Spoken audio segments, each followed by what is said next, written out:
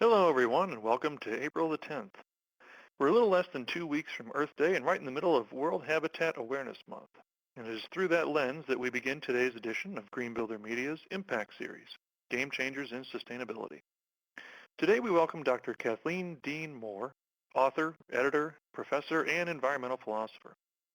Today's webinar would not be possible without the support of our generous sponsors, and those sponsors are BASF. BASF is a leader in the construction industry. With more than 600 products, serving 75 construction product categories, BASF offers the broadest portfolio of products used directly on construction sites or integrated into other products to improve the performance of construction projects. BASF is also a global leader in sustainability and corporate social responsibility, committed to constant improvements in safety, protection of health, and environmental conservation. Bio-based insulation. Bio-based insulation spray polyurethane products help to lessen the environmental impact of residential and commercial structures by sealing and insulating in one step.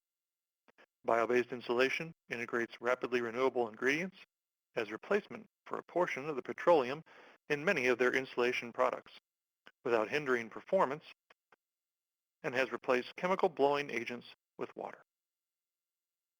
DuPont. DuPont puts science to work by creating sustainable solutions essential to a better, safer, healthier life for people everywhere. DuPont is focused on dynamic science that generates real-world solutions. That's why DuPont is at the forefront of building science with brands you depend on, like Tyvek, Sentry Glass, Corian Solid Surfaces, Zodiac Quartz Surfaces, and Kevlar. And the Green Builder Coalition. The Green Builder Coalition amplifies the voice of green builders and professionals to drive advocacy and education for more sustainable building practices. For more information, log on to greenbuildercoalition.org. I'm Mike Collignan, Executive Director of the Green Builder Coalition, and I'll be your moderator for today's webinar. I hope that during the course of today's presentation, you'll submit questions for our guest. To do so, simply use the small box at the bottom of the Q&A. I'll review those questions and pose them to Kathleen during the Q&A time set aside near the end of the webcast. But don't wait until the end because we may take some midstream. And now to introduce today's speaker.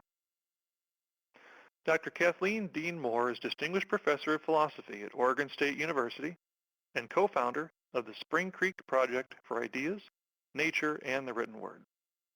An environmental philosopher, Moore writes about ethical, spiritual, and cultural relationships to the natural world.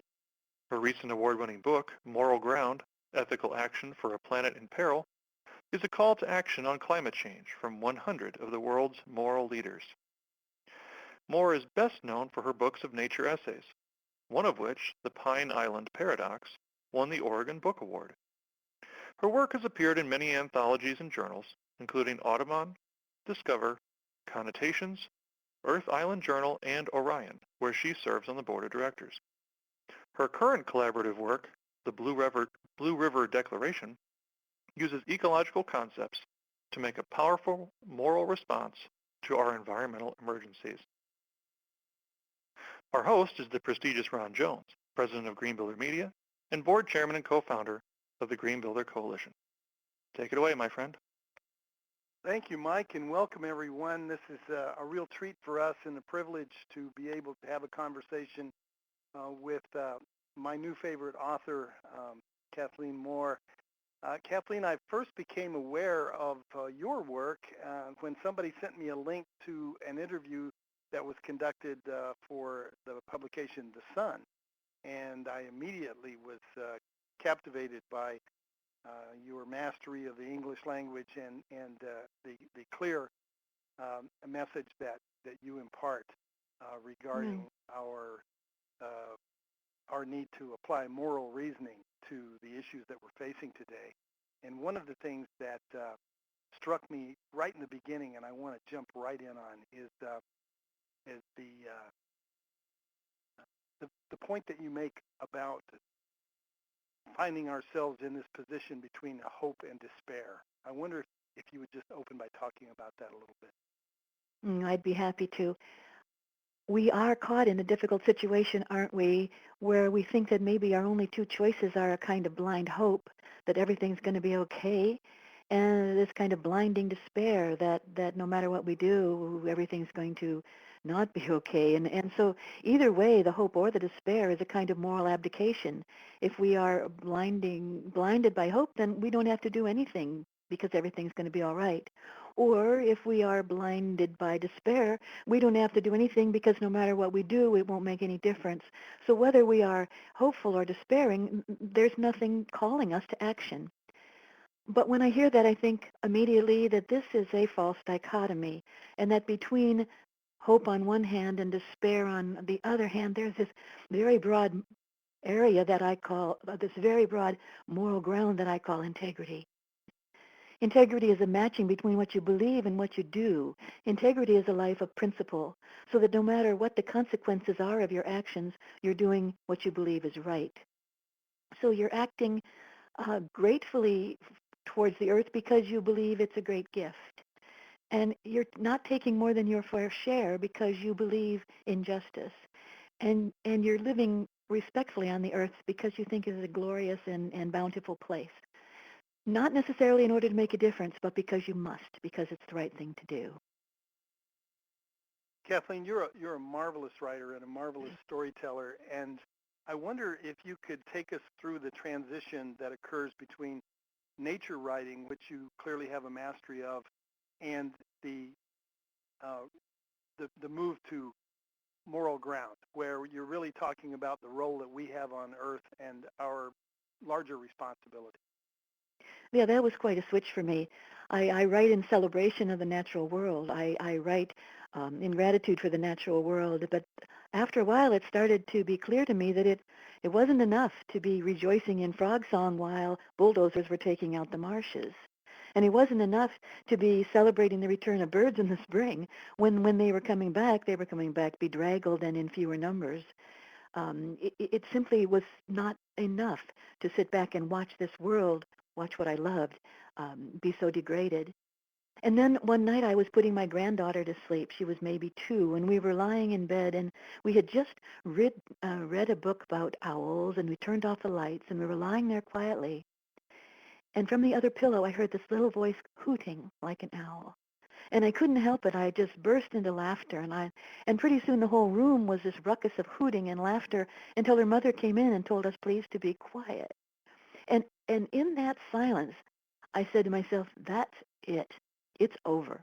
I'm not going to do anything in my life, the professional life, my active life, that doesn't help make the world safe for owls and children and this kind of laughter in the night.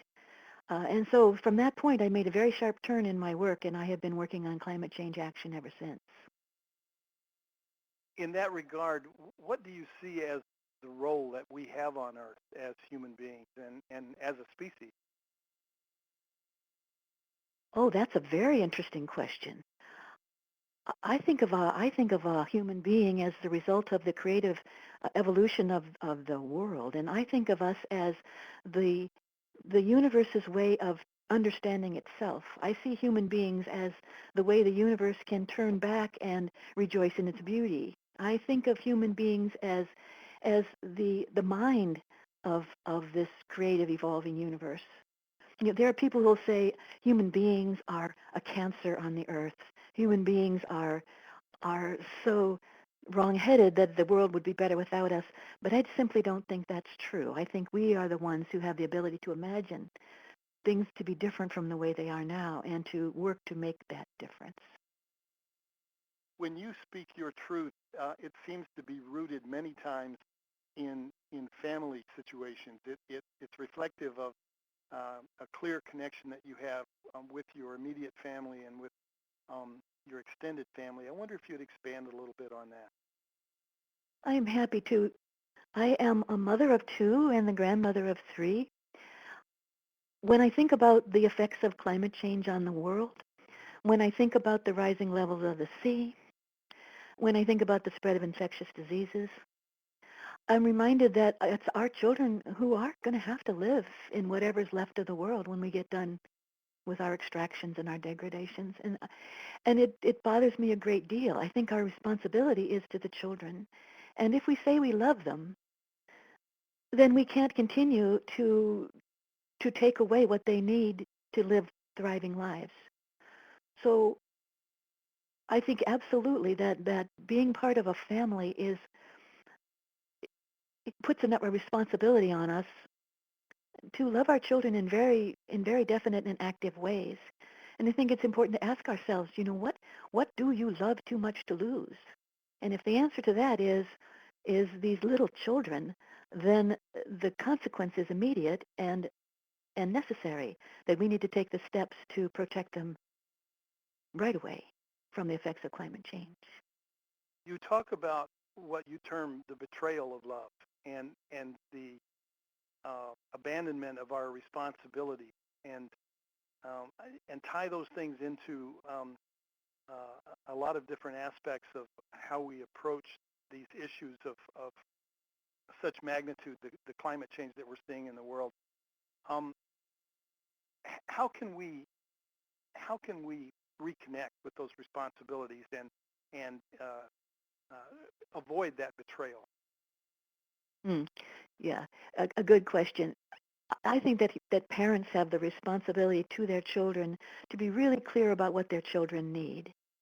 And it's a terrible irony, isn't it, that even as we're trying to amass the wealth and the material comforts and the latest plastic or electronic device for our children, we're causing changes that will undermine the very systems that will support their lives. And it's more than ironic, the effect that has on children who are not our own children. I'm thinking of children who are in the southern hemisphere who are absorbing the consequences of our profligate use of fossil fuels. And the effects on those are far more than ironic. They are tragic. Um, so so that's what I think about when I start thinking about the connection between loving and the betrayal of that love. Is the kind of difficulty that we have in being clear about what are the basics of a good life. I Well, heard parents. Go ahead. oh, I'm sorry. Well, this leads us into the area of human rights and looking at this through a lens of justice. And I know that that's something that you are in pursuit of. So how do we align ourselves with that? There's lots of issues here. I think that climate change, if it's allowed to run its course, is going to be the creator of the greatest violation of human rights that this world has ever seen. We can start ticking off the ways. We can talk about the inundation of low-lying areas and low-lying cities and the massive movement of people, the environmental refugees who will have no place to go. We can think about the melting of the ice in the Himalayas and the drying out of the rivers that feed great centers of population in India, for example. We can think about the disruption of crops and the disruption of the food systems that sustain people. And if we believe that people have a right to life, liberty, and the pursuit of happiness, if we believe people have a right to decent lives, then we can see that what's going to happen is enormous deprivation of the possibility of enjoying those rights. So we have a human rights issue. But it's more than just that. It's a matter of justice too, isn't it? Because the people who are going to suffer the most from the consequences of climate change and the consequences of the reckless use of natural resources and fossil fuels are not the ones who are enjoying its short-term benefits. Um, the Western world and the corporate world are externalizing its costs on people far, far away. In Indeed, time, those people uh, who have adapted their lives generation by generation to be most in harmony with the natural world and with the systems that invokes are the people who seem to be suffering the most. I'm remembering a particular essay in Moral Ground from a writer who is a member of the Inuit people, and the point that she makes is unforgettable, that these 125,000 or so souls that live in the Arctic Circle on the territories of 4 different countries depend on a part of the world that is completely foreign to most of us. It's ice, and they depend on the cold for their livelihood. and they're being deprived of that cold through actions of those of us who are many, many miles away. And so it does become an issue of justice, and we see it, as you said, in the southern hemisphere across many regions of the world as well.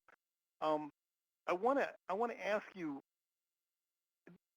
I think we may have gotten to a point where the denial over climate change has finally begun to disintegrate, and those who would push back are now finding a different line of defense to draw the line that they don't want crossed. But what is it that really blocks us from being willing to embrace the facts and the repercussions that are the result of these things? What do you think is really blocking us from moving forward? Yeah, there are a lot of things. I used to think that what was blocking us were the climate deniers. I used to think that we needed to convince everyone on Earth that climate change was real and it was dangerous and it was upon us.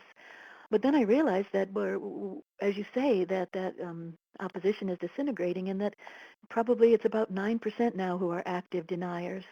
And I realized that that turns out to be about the same number of people, the same percentage as believe that Elvis is still alive.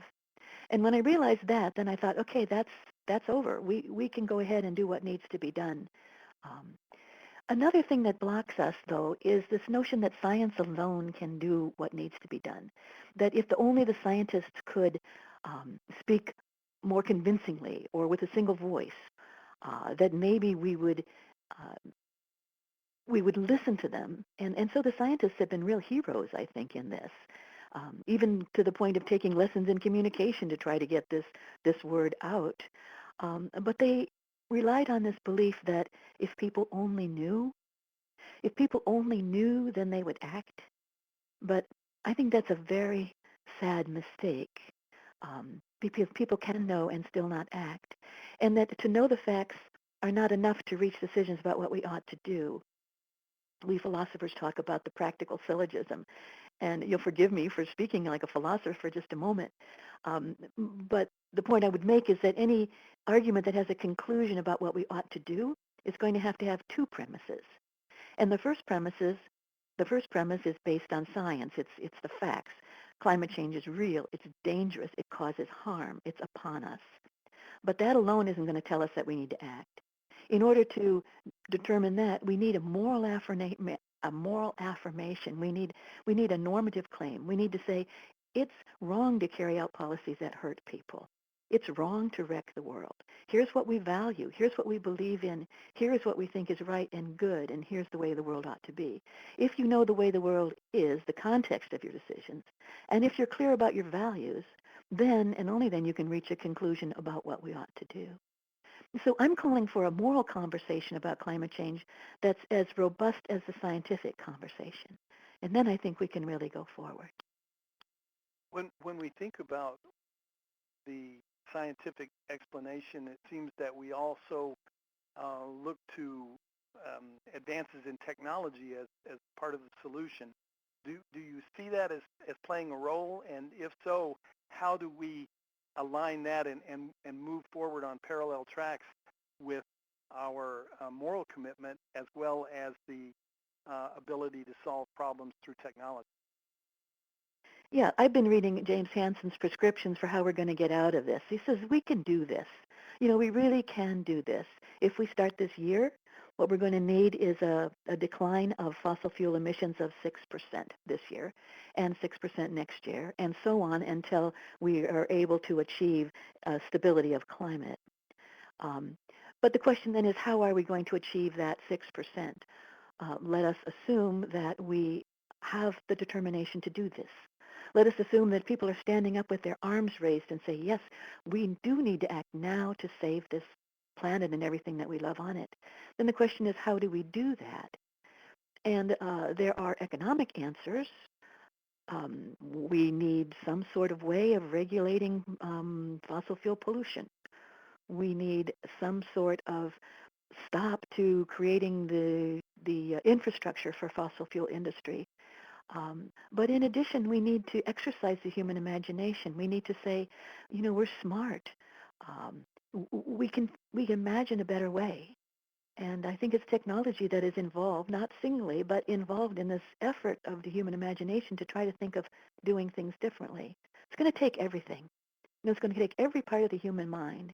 And certainly we're technological creatures, and it's going to take that. And we're economic creatures, and it's going to take that. And we're spiritual creatures, and it's going to take that. All of us, we're going to have to throw everything we've got at it. I'm reminded of a phrase that is also from one of the essays in Moral Ground, and it comes from a colleague of yours, Courtney Campbell, in which he points out that, and I'll just read this sentence: "It is of no small consequence that the Latin root for earth and soil, humus, is also the linguistic cognate for human and humility." How can we reconnect our humanness with um, with the basic um, and primal connection that we have with the earth, and how can we bring humility into this equation in today's world? Yes, we've been embarked on a centuries-long experiment in arrogance, haven't we? We have tested the hypothesis that humans are better than other creatures on Earth, that we are superior in every way, that we can solve every problem, including those caused by technology, that our technologies and our genius can allow us to live as if we were exceptions to the rules that govern every other creature on this Earth. And I think that experiment has come to an end. And I think that the results are very clear and definitive, that cultures that believe that they are separate from, better than, able to design better systems than those that the Earth has, will not be able to last. And then we have to embark on a new set of ideas about who we are in relation to the world.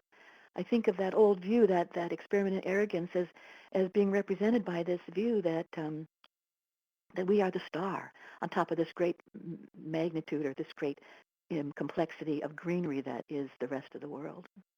Um, but we do need another way of thinking about it, and I turn there to Aldo Leopold, who said that the first premise of any ethic is that the individual is a member of a community of interdependent parts.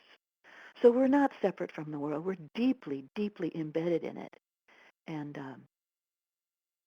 if we think that way about ourselves, if we understand what the ecologists are telling us about systems, if we understand what the ecologists are telling us about um, the interconnected and interdependence of things, ourselves included, then I think we can escape from the arrogance that's been so damaging to our prospects. It's asserted that we're already wiping out roughly one species a minute, and between 100 and 1,000 times faster than the background rate of extinction in what is called the sixth great extinction, which is attributed to man. You mentioned Leopold, and I'm reminded of a phrase from a Sand County Almanac, in which he says that the only two tools that you need um, in order to make use of a tree are a shovel to plant the tree and an axe to fell the tree. And I think we're very good at wielding the axe, but we seem to have forgotten how to wield the shovel.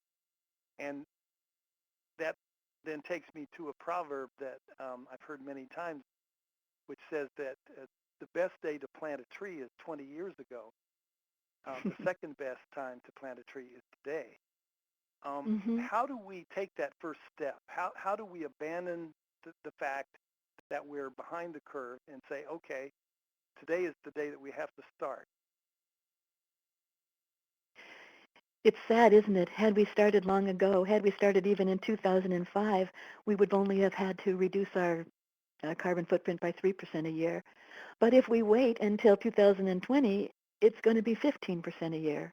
And if we wait beyond that, it probably won't be possible to maintain a climate stable enough to maintain life as it has evolved. So I don't know the answer to your question, Ron, about how we get off, how we move off the dime, how we forget our past failures and say now is the time. But in fact, now is the time. I find it's astonishing to be living in this time, that it's our responsibility of all the people who have lived on Earth. It's responsibility of us right now, this year, to do what has to be done to prevent the collapse of the systems that support us. It's astonishing. And what's even more astonishing is that we're not doing it, knowing that we've run out of time. It's interesting. You express an allegory that has to do with the house being on fire. Would you mind sharing that with our listeners? Oh, right. When I talk to people who say, well, I'm just not sure. I'm just not sure about climate change yet. I don't really know what causes it and so forth. I said, hey, you know, what would you do if your house were on fire? Would you sit around and debate about whether the fire was caused naturally, say by lightning, or whether it was human caused, say by arson? Would you would you criticize the people who called 911? Would you set up a jobs program to train firefighters? You wouldn't. You would throw everything you had at that fire. And then you would hold your breath because you know there's people in that house, like about 7 billion of them. So I have no patience anymore for people who aren't sure. Let's just say that we stood in front of that building and we said, you know, there's a 1% chance that that house isn't really on fire. You know, maybe it's a movie with special effects or something. I would say, I don't care. If there's a 99% chance, I want to put that thing out. And and holding back and debating about it just seems to be massively immoral to me. If I may, let me go back to the tree analogy again. I was reading another passage that quotes the Prophet of Islam, who says that in the eyes of God, it is a blessed act to plant a tree, even if the day before the end of the world. And I think there's a very powerful message there. What do we say to people who would assert that it's already too late? You know, let me just say that reminds me of a couple other pieces from literature. One is Eldon Trueblood, who said, the person finally understands what it means to be a human being when he plants a tree under which he will never sit. I like that notion that it's a uniquely human capability to look ahead long enough and to care about other people and other beings long enough to do something now from which you will never benefit. I think that's a beautiful impulse. And the other thing that comes to my mind is this wonderful prose poem by W.S. Merwin called Unshopping a Tree, where he takes us through the steps of trying to put a tree back together again. And it reminds us that it is so easy to destroy and so hard to build. And that building takes all of our art and all of our imagination. Destruction, any kind of brute stupidity can do that. Uh, so I like the way you're going with your questions. This notion that part of being a human being is the ability to understand that and to stop the damage and to go forward with imagination and creativity. Clearly, there's a huge hurdle that we have to face in trying to reconcile the economic model that we have. How do we shift our approach to economics in such a way that it can actually harmonize with the natural world and with the systems that are in it? You know, that's the big question, isn't it? Um, I heard a writer the other day say, you know, it's far easier for us to imagine the end of civilization than it is for us to imagine the end of capitalism. But so there's so many books that we have out there about catastrophe and so forth, and there are very few books out there about trying to reimagine an economic system that would have elements of capitalism and elements of other ways of going forward that would be consistent with the rules of the world. And I think that the new capitalism is going to have to pay close attention to economic or to ecology, which is from the same sorts of roots. And what the ecologists are telling us about the way in which the resources of the world are limited, they are finite, and they are interconnected. And the big problem, I think, is if I could use a different metaphor, and this one is from Daniel Quinn, he says it's like the system is such that we're like people on the top of a 100-story building, living in the penthouse there. And every day we take workers and we send them down to the foundation of the building to take out a couple bricks, which we carry up to make our penthouse fancier and more lavish. And you can do that for, 30 days, 30 years, maybe longer than that. But at some point, you're going to introduce channels of emptiness into the systems that support this great edifice, and the whole thing will collapse. So how can we find a way that we can have an economy that does create beauty and thriving with the natural resources without undermining the whole system? That seems to me to be the challenge. Again, referring to moral ground, there's a passage that says that our current version of the model, this economic model, is referred to as the individualistic market model, in which each of us has the right to all we can get, and it's devastating the planet and making other people poor. This model is bankrupt and dangerous. So how do we get people to look at that and to really consider the ramifications of that assertion?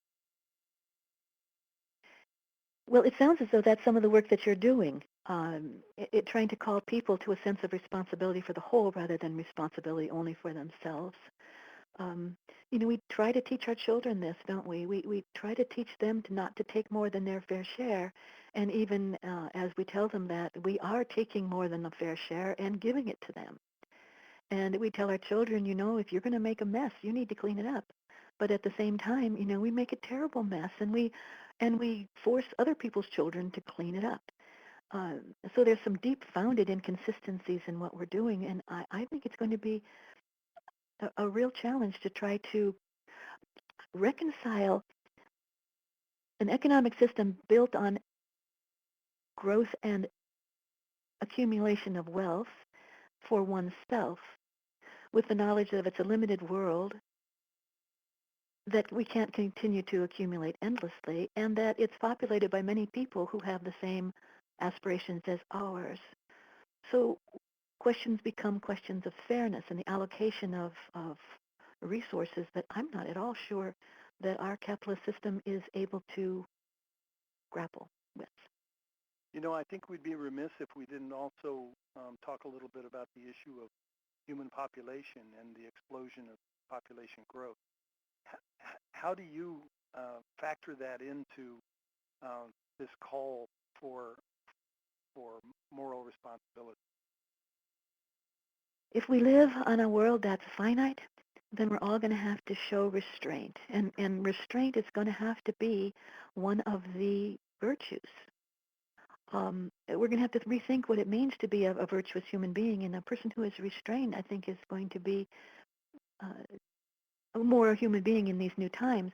Let me just say that over and over again, we've seen that the best way to slow population growth is to educate and empower women. That seems to me to be essential. It seems to be morally necessary, practically necessary, and it has all these other payoffs besides a slower rate of population growth. It has educated and empowered women. So we should be putting lots and lots of resources in that, and we should be quite bold and quite fierce in refusing to be stopped in that direction. There have been terribly unfair approaches, blindly unfair approaches to population control in the past, and we have to be very careful to avoid those. But if we focus in a positive way on educating and empowering people, then I think we can go forward in a new and better way. Let's go back for a moment to the concept of that failure of reverence. Mm-hmm. It's I think that we could all agree that the human species is one of the most, in some ways, one of the most frail and vulnerable species on the planet.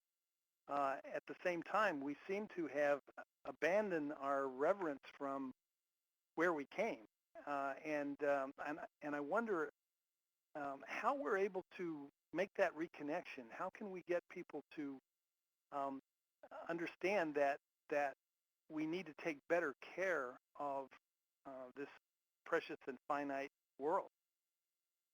Yeah, I argue that failure to act on climate change is in fact a failure of reverence. And it doesn't matter to me what you think caused the beginning of the world. If you believe that God created the world, then imagine the anger and grief of God to see how we are disregarding it, so recklessly despoiling it. Just imagine. And is that grief and that fury of God something that we can actually hear in the sound of the storms? I don't know. But if a person believes that God created the world, then they also have to believe that they would do what they can, and maybe even more than they can, to respect and to protect it. I think that we need a new sanctuary movement um, among the churches where all those beautiful poisoned green lawns around the churches are transformed into wildlife refuges. And so you can't even go into God's house without getting seeds in your socks and listening to bird song. I think that people who believe that every single person who believes that God created this world should, in the way they handle their own spaces, whether they're the businesses or their homes, make them into refuges for creation, so that they're celebrations of God's creations rather than desecration or turning their back on it. And even if you don't believe that God created the world, if you believe that it's the result of the creative energy of the universe, all the same, it's beautiful and it's astonishing and it's deeply mysterious and it's far beyond us, and it's worthy of respect. And if the good English word for that is reverence and awe and sacred, then those are words I think we should be willing to use. But If we but how if can we we want turn our back on something so glorious? That's my question. exactly.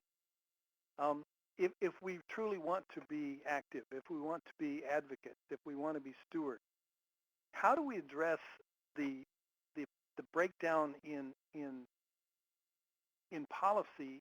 I'm always astounded. Just last evening, I was watching one of the national evening news broadcasts, and there was a story about the continuing decline of bees, which are so critical to our agricultural model.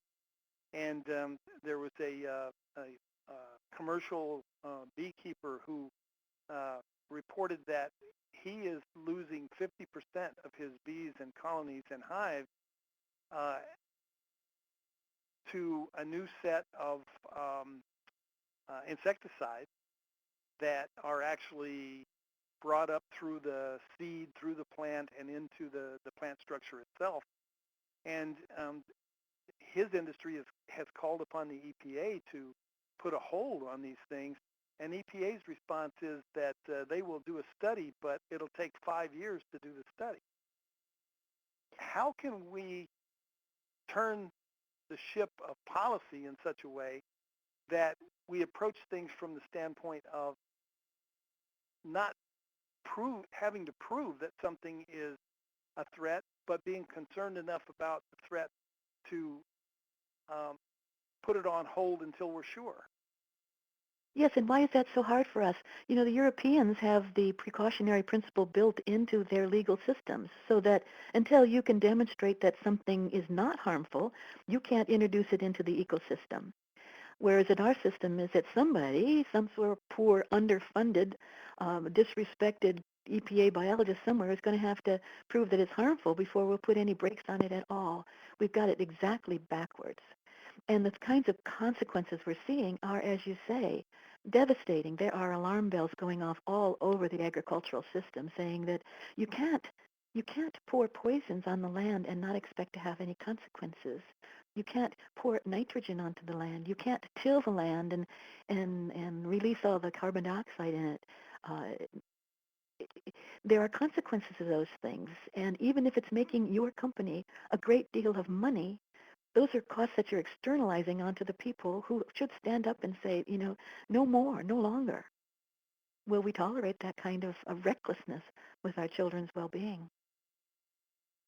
Do you think that we are going to have, as Jefferson suggested, a revolution in our generation in order to change the paradigm, or are we uh, somehow going to be able to unite in our demands for a more responsible existence on this planet? I just I wonder what kind of direction you see us taking. I don't know. It was Plato who said, the problem with a democracy is that democracies always turn into plutocracies, the rule of the rich, rule by the rich, because you can always buy votes or persuade people with money to vote a certain way. And that plutocracies always devolve into anarchy because there's only so much injustice and suffering that the people will put up with. So I think it's quite clear that we live in a plutocracy. I think that we no longer have a situation where the people's voice is louder than the voice of the rich. So here we are in our plutocracy, ruled by corporate powers who influence or buy our politicians. And the question is, can we reclaim democracy from that? Or will we slide into an anarchy as the people start figuring out what's going on and decide not to put up with it? I really don't know, but I think it is that serious.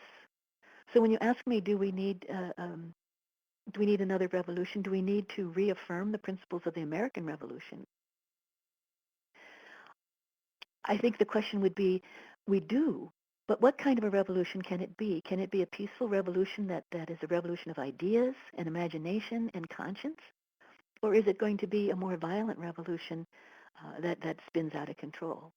As I say, I think you've raised an extraordinarily serious question.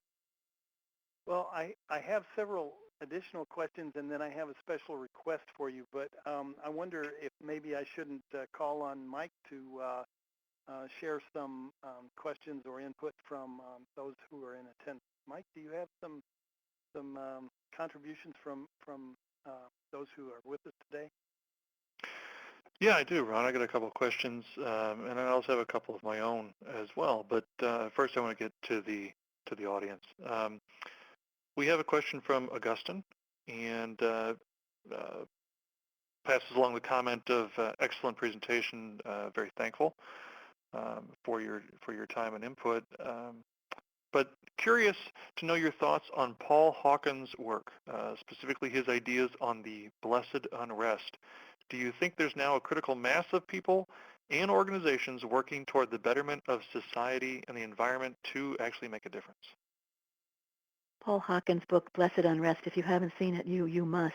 It will raise your spirits, because what he says is that every time he goes out and talks to a group of people about reforms that might increase the cultural and ecological thriving, he has approaching him at the end of his talk many, many people who press a card into his hand and said, my organization is doing this, my organization is doing that. He saved those cards. And then he had a student, I imagine, count them up, and he found that in his own possession were more than 10,000 organizations that were doing these things. And that all around the world there are people who are gathering together in communities of caring, all seeking the same sort of cultural, ecological, ecocultural thriving. And I think that is so empowering to think that we're not alone in this. That I might wake up in the middle of the night saying, what can I do? But when I do wake up, I know that there are countless other people asking the same question. And let me just also say that one of my friends, a singer-songwriter named Libby Roderick, went to bed in absolute despair at the end of the day saying, I didn't do enough today.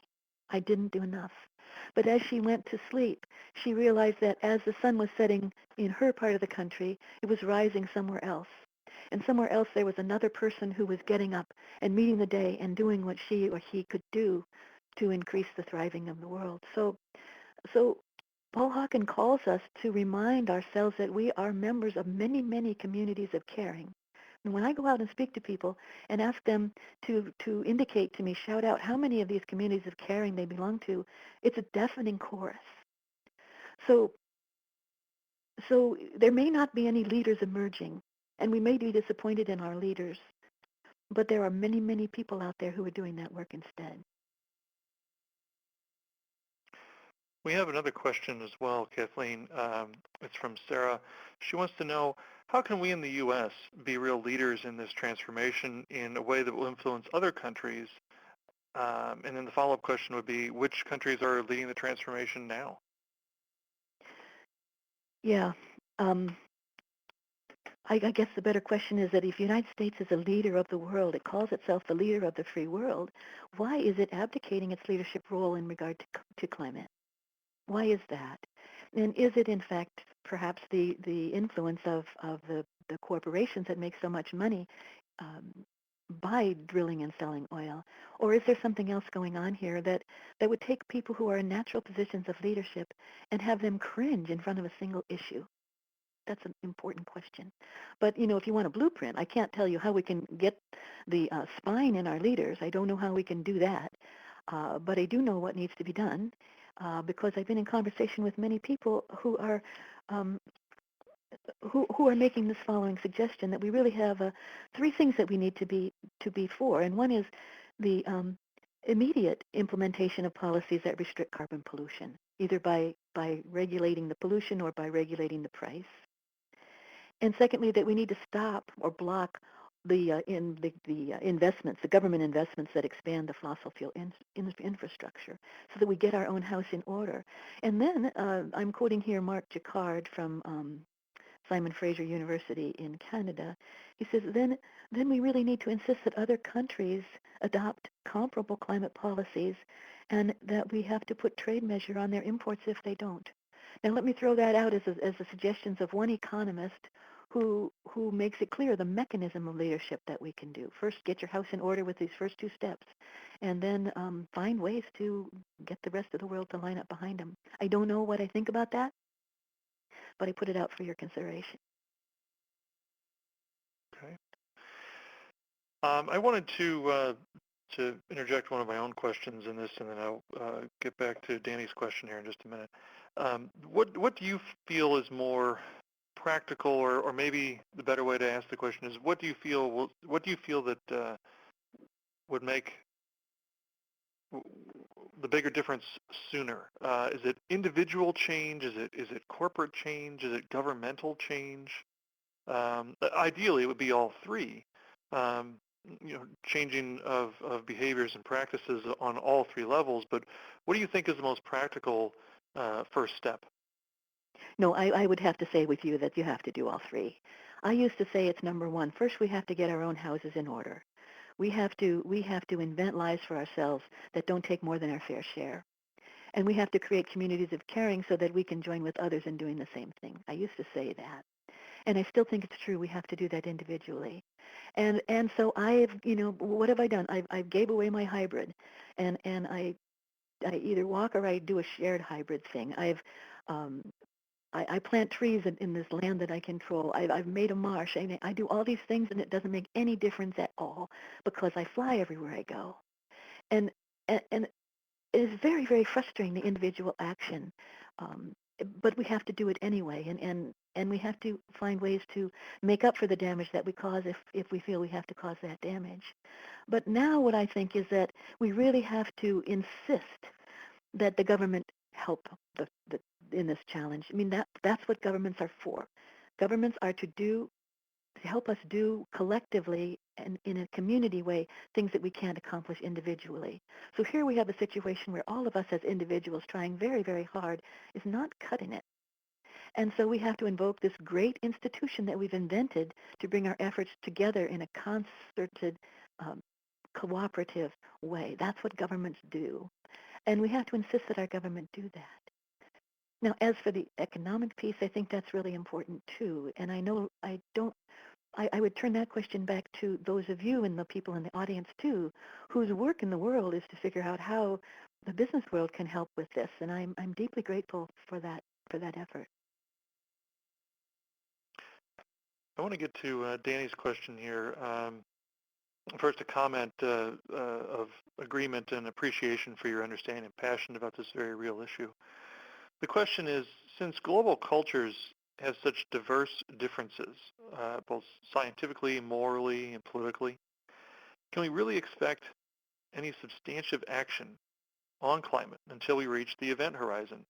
And then will it not, sadly and likely, be too late? I would approach that question differently. The first thing I would say is, yes, we have all these different cultures. We have all these different ways of coming to know and making decisions and thriving on the world. And isn't that a blessing? Because it's that kind of diversity that creates the kind of stability we're going to need. We're going to need this exercise of the imagination, greater than anything we've seen. So all these ideas, all these life ways are going to be really important. Um, so I would say that the diversity among us is on our side, and it might be the biggest thing on our side, is the human ability to do things in many, many different ways. Um, and then I would say that there are common threads throughout these differences, that everyone, I don't care what language they speak, loves their children. And everyone, no matter what religion they espouse, needs fresh water and fresh air and food. And everyone wants something, some meaningful work and some connection to something beyond them.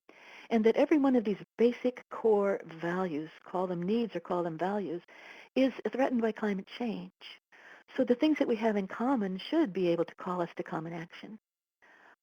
Whether, as Augustine says, it will, when we find that point, sadly be too late or not, I don't know. But you know what? We're going to know that this year and next. And then I had a question for you, and it goes back to when you were talking about social justice. And I wouldn't ask this question of just anybody. I feel it is appropriate for a philosopher like yourself, though. You think about the civil rights movement, and it was just such an uprising because people were seeing injustices happen to other people. And I think there is a parallel that can be drawn with environmentalism, but I wonder if the disconnect is the indirect nature of environmentalism. And what I mean by indirect is that it's not us harming other people directly or discriminating against other people directly. It's indirectly through through the environment and through whether it be sea level rise and the storm surge that increases, increased temperatures or increased drought, the extra strength and severity of storms. Do you think that, I mean, I guess, do you see a parallel between those two? Is that even applicable here? No, I think you raise a very good point. And one of the things that makes the climate issue so difficult is that it's invisible and that the consequences are taking place far away. You know, if we're standing by a river and a child is washed down the river, we would save the child. There's just no question. We would instantly do it. But if the child is in the river far away on the other side of the world and we don't really know about it, um, it we feel no responsibility towards that child whatsoever. Uh, so just the distance of it, I think, and the invisibility of it is a problem. And then, as you say, the long chains of causal responsibility, they're very nebulous. They're very difficult to track down. And we're used to individual assignment of responsibility. And honestly, I think our moral systems evolved in a time where we were much closer to the consequences of our acts. And this may be one of the failings that's going to get us in the end, is how slowly we are able to reimagine an ethic that has this different scale, that is on the scale of the earth, and where the webs of responsibility are so amorphous and difficult to pin down.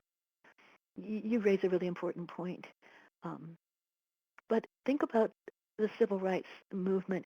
It was those images of human beings being pushed around by jets of water held by policemen that that came to people all around the world, and particularly in the North, that caused this rising wave of affirmation of the rights of human beings and a rising wave of revulsion against this treatment of people. And so it's possible, if it's done right, I think, to communicate the pain that's being felt across great distances. And it's maybe even more possible now than it ever was before because of technological revolutions. So we have to be hopeful about that, that if we can make things immediate to people, if we can bring them to their attention, that we'll respond in humane ways. I don't know. Oh, thank you for that. I appreciate that. Ron, I don't see any other questions in the queue, so I'm going to hand it back to you because I know you do have a question and comment. Yes. First, I'd like to ask Kathleen to respond to a statement that I was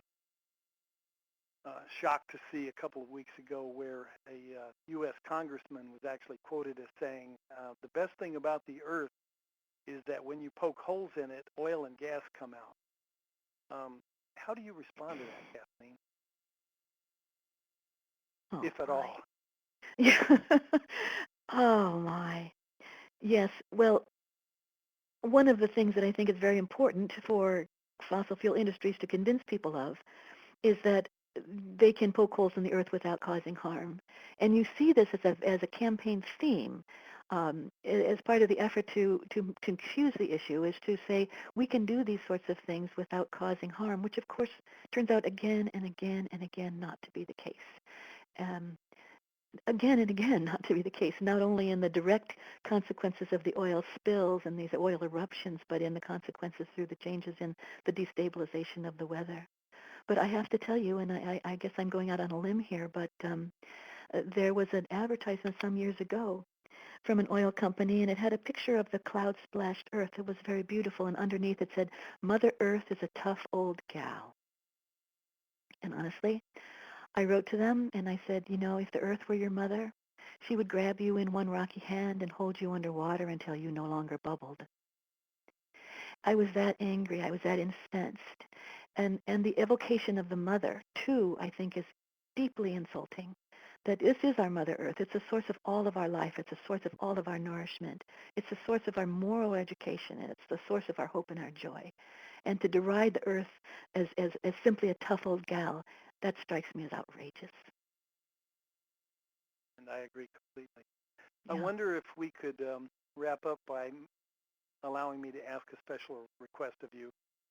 In Moral Ground, you have an essay that you included that you've written called The Call to Forgiveness at the End of the Day.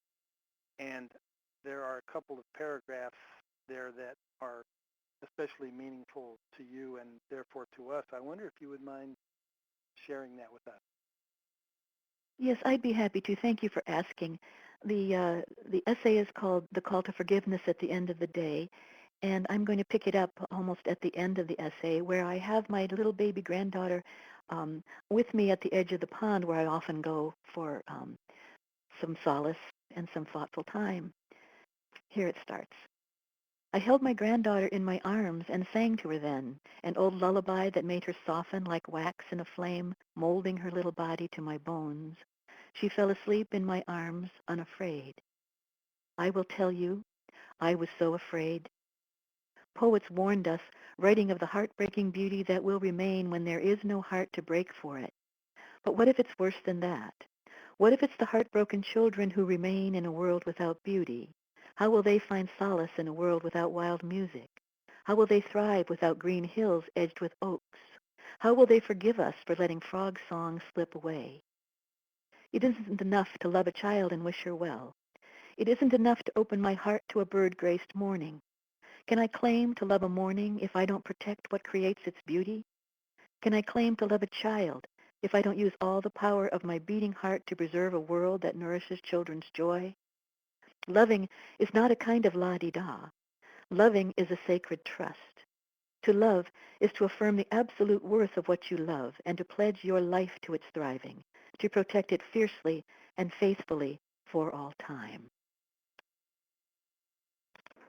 Thank you for that. And I just need to make sure that I emphasize to the people who are with us today that if they have not enjoyed the privilege of reading your written work, um, they are in for a huge treat.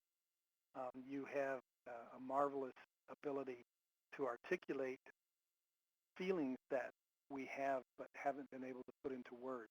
And I said to someone close to me when I was reading River Walking that um, it's like having a memory of something that I hadn't really experienced before.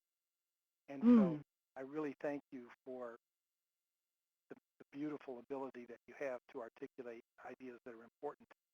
And I guess I'd like to leave with this one thought, also from the introduction of Moral Ground, um, a simple phrase that says that loyalty to what we can only imagine is what hope is made of. Um, I think that your loyalty to this cause and your dedication to making change and making a better world is something that gives us all hope. And I look forward to spending more time with you. I look forward to working with you in the future. And again, thank you so much for all that you do and for joining us today. And thanks back to you for what you do and for what your organizations do. It's a blessing. And let's just say, may the earth be kind. Mike, it's all yours. Well, thank you guys very much. I know I certainly appreciated the time and the conversation, and I hope our listeners did too. Kathleen, I do have one question that I'm going to get to you after this is over and get back to one of our attendees. I wanted to take one more opportunity to thank our sponsors, BASF, Bio-Based Insulation, DuPont, and Green Builder Coalition. And I also wanted to thank all of you for joining us today, and especially those who were able to contribute questions to Kathleen. I finally wanted to send a very large thank you to Kathleen for taking the time to share your thoughts with us today. I think it was incredibly enjoyable. We hope you'll join us next month for another edition of Impact Series, Game Changers in Sustainability. We'll be visited by Professor Mark Hostetler on Tuesday, May 7th at 2 p.m. Eastern. He's going to speak with us about conserving biodiversity within subdivision development.